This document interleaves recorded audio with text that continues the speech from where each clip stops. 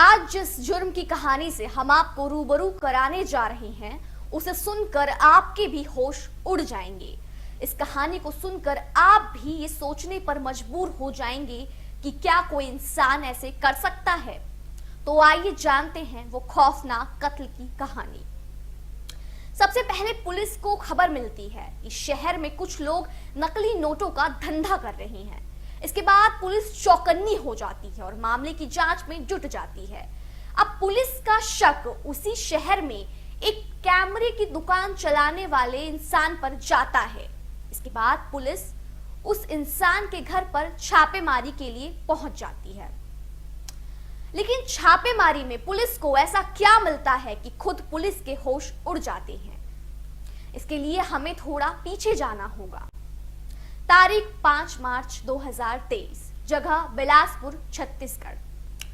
Bilaspur police को इस दिन खबर मिलती है कि शहर के इलाके के एक घर में कुछ लोग नकली नोटों का धंधा कर रहे हैं। ये लोग न सिर्फ बाजार में नकली नोट चलाते हैं बल्कि नकली नोट छापते भी हैं। अब इस खबर के मिलते ही पुलिस ने निगाह पैनी कर दी।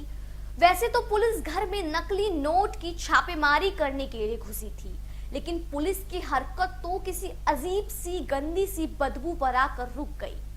पुलिस ने घर का चप्पा चप्पा छान मारा। पुलिस को नकली नोट बनाने वाला सामान तो मिल गया, लेकिन बार बार पुलिस का ध्यान उस अजीब सी बदबू पर जाकर रुक रहा था। पुलिस ने घर में रहने वाले पवन सिंह ठाकुर को धर दबोचा। जब पुलिस ने पवन सिंह ठाकुर से बदबू के बारे में पूछताछ की तो शातिर पवन ने पुलिस को पहले तो बेवकूफ बनाने की कोशिश की। अब पुलिस ठहरी पुलिस। शक होने पर पुलिस ने पूरे घर की तलाशी लेने का फैसला किया। अब पुलिस ने घर की तलाशी भी ली, लेकिन घर के अंदर कुछ भी ऐसा संदिग्ध नहीं मिला जिससे बदबू पैदा। अब पुलिस करे तो क्या करे। इसी बीच पुलिस ने ध्यान दिया कि छत पर से कुछ अजीब सी बदबू आ रही है। कायदे से खुली जगह पर तो बदबू नहीं आनी चाहिए। ऐसे में पुलिस ने छत पर रखी पानी की टंकियों को चेक किया और पुलिस ने जैसे ही पानी की टंकियों को चेक किया तो पुलिस के होश उड़ गए। सफेद रंग की टंकी में कुछ चौंकाने वाला मिला और ये चीज हकीकत में एक सील बंद, पैक बंद पॉलिथीन थी, जिसे बिल्कुल एयरटाइट तरीके से टेप से पैक किया गया था। इसे इतनी सावधानी से पैक किया गया था, लेकिन फिर भी इन पैकेट्स में से बदबू आ रही थी। अब इसके बाद पुलिस पवन सिंह ठाकुर पर शिकंजा कसने लगी। उसके पास अब और ज्यादा झूठ बोलने की गुंजाइश नहीं थी। ऐसे में पवन ने सिर्फ इस पैकेज का न राज खोला, बल्कि पुलिस को इस पैकेट के पीछे की सारी सच्चाई भी बता दी। कातिल पवन ने बताया कि इस सील बंद पैकेट में उसकी बीवी की लाश है, वो भी 6 टुकड़ों में कटी हुई। कातिल पवन ने पुलिस को बताया कि उसने करीब 2 महीने पहले अपनी बीवी का कत्ल कर दिया था और यानी कि करीब पूरे 60 दिन तक वो लाश टंकी में बंद पड़ी रही। कातिल ने बताया कि उसे मौका ही नहीं मिला और इसलिए वो लाश को ठिकाने नहीं लगा सका। अब आप मन में ये सवाल सोच रहे होंगे कि आखिर एक पति इतनी बेरहमी से इतना खौफनाक कत्ल अपनी बीवी का कैसे कर सकता है। तो आइए आपको इसकी वजह भी बता देते हैं। तारीख 6 जनवरी 2023, सुबह 6 बजे। इस रोज कातिल पवन और उसकी बीवी घर में अकेले थे। कातिल पवन की बीवी का नाम सती था। कातिल पवन और उसकी बीवी सती ने करीब 10 साल पहले लव मैरिज की थी, लेकिन धीरे धीरे जैसे जैसे वक्त बीतता गया, जैसे जैसे साल बीतते गए, दोनों की शादी से प्यार गायब होता गया। अब पवन को शक था कि उसकी बीवी का किसी और से प्रेम प्रसंग चल रहा है, किसी और से अफेयर चल रहा है।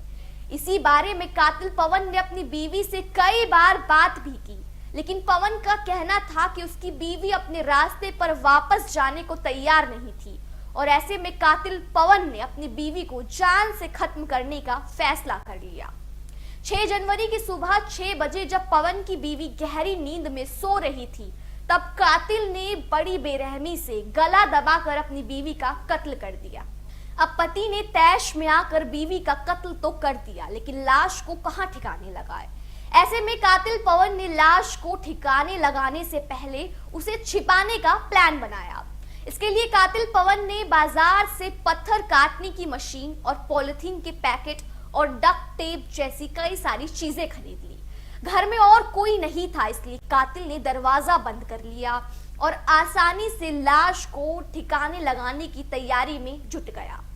कातिल पवन ने पत्थर काटने वाली मशीन से पहले तो अपनी बीवी के हाथ पैर काट दिए और फिर उसे जलाने की कोशिश करने लगा, लेकिन उसे एहसास हुआ कि अगर उसने लाश के टुकड़ों को जलाने की कोशिश की तो उनसे निकलने वाली बदबू ही उसे बेनकाब कर देगी। इसके बाद कातिल पवन ने लाश के टुकड़े तो किए और फिर उसे पैक करने का फैसला किया।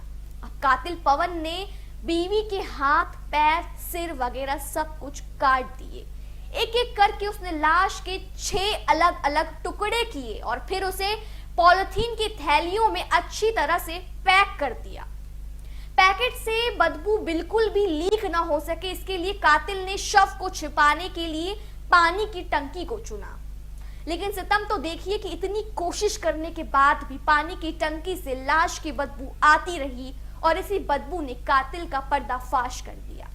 कातिल पवन ने पुलिस को बताया कि वो अपनी बीवी के साथ अफेयर को लेकर अक्सर झगड़ा करता था। उसकी बीवी पवन की नकली नोटों के धंधे में भी अड़ंगा किया करती थी। ऐसे में कातिल ने अपनी बीवी को मारने का फैसला किया और सोचा कि उसे रास्ते से हटा दिया जाए। इसके बाद कातिल पवन ने अपने बच्चों से लेकर सभी नाते रिश्तेदारों को ये कह दिया कि उसकी बीवी किसी के साथ फरार हो गई है। जी हाँ, कातिल पवन ने पुलिस को बताया कि वो लाश को टंकी से निकाल कर कहीं फेंकना चाहता था, ठीक वैसे जैसे श्रद्धा मर्डर केस में हुआ। लेकिन पास के मकान में कंस्ट्रक्शन का काम चलता था और दिन भर लोग वहां पर मजदूर वगैरह मौजूद रहा करते थे। ऐसे में कातिल के पास लाश को ठिकाने लगाने का मौका भी नहीं था। लेकिन कहते हैं कानून का शिकंजा जिस पर कसता है तो कसता ही चला जाता है। अब पुलिस तो आई थी नकली नोटों का भांडा फोड़ने, लेकिन इधर तो पूरा मामला ही खूनी कत्ल का निकला। वैसे आपको बता दें, कातिल पवन बड़ा ही शातिर था और पवन नकली नोट छापने के लिए भी खास किस्म के अलग तरीके के कागज का इस्तेमाल किया करता था। पवन ये कागज को ज्यादातर बेंगलुरु से ऑनलाइन मंगाया करता था। पवन नकली नोट छापने में भी काफी एक्सपर्ट था। खैर, इस तरह की जुर्म की कहानियां कोई नई बात तो नहीं, लेकिन इन सब में एक बात जो हर इंसान को सोचने पर मजबूर कर देती है वो ये कि आखिर कोई इंसान कैसे ऐसे कर सकता है। क्या इंसानियत वाकई खत्म हो गई है? इस खबर में फिलहाल के लिए इतना ही। ऐसे ही तमाम खबरों के लिए आप देखते रहिए इन खबरों।